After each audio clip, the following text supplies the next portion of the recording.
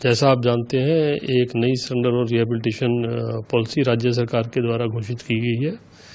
ये एक बहुत विस्तृत योजना है और इसमें जो फाइनेंशियल असिस्टेंस दी गई है वो वर्धित आकार में दी गई है। जो पहले की योजना थी उसमें उससे अधिक पैसा इसमें दिया गया है। मैं कह सकता हूं कि आज की तारीख में ये देश में सर्वश्रेष्ठ रिहेबिलिटेशन एवं सरेंडर पॉलिसी है जिसे किसी राज्य सरकार ने घोषित किया है। इस पॉलिसी के जरिए राज्य सरकार की और उड़ीसा पुलिस की ये कोशिश है कि जितने भी व्यक्ति माओवादी से ग्रस्त होकर हिंसा में संश्लिप्त है वो हिंसा को छोड़कर मुख्य स्रोत में शामिल हों और मुख्य स्रोत में शामिल होने के बाद वो एक सम्मानजनक जीवन बिता पाएँ, इसकी सारी व्यवस्था इस सरेंडर पॉलिसी में करी गई है।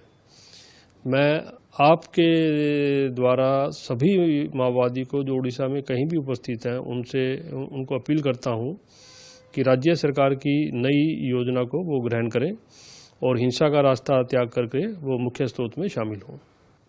ये पूरा जो है योजना के अंदर बताया गया है। उसके रैंक को देखकर जो है विभिन्न रैंक के लिए विभिन्न फाइनेंशियल असिस्टेंस का उसमें प्रावधान है। और जैसा कि मैंने बताया, सिर्फ फाइनेंशियल असिस्टेंस ही नहीं है, इसके अंदर उसको स्किलिंग की भी बात करी गई है, उसके घर की बात करी गई है और उसकी जो विभिन्न रिक्वायरमेंट्स हैं उसको कैसे मीट करा जाएगा उस सब की व्यवस्था इस योजना में करी गई है।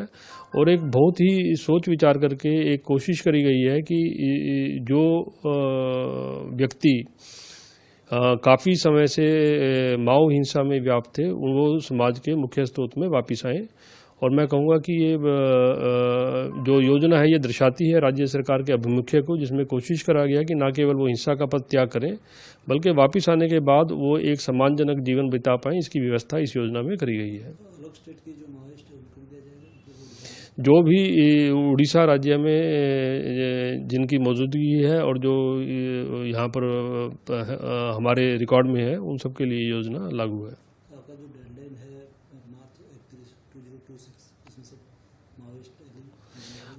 मैं कह सकता हूं कि उड़ीसा पुलिस को एक लंबे समय में काफ़ी सफलता मिली है माओवादी का जो आतंक था उसको ख़त्म करने में। अब कुछ ही लोग जो है कुछ पैचेज में बचे हैं और हमारी पूरी कोशिश है कि 31 मार्च का जो तारीख निर्धारित करी गई है उससे पहले हम अपना लक्ष्य पूर्ण कर सकें।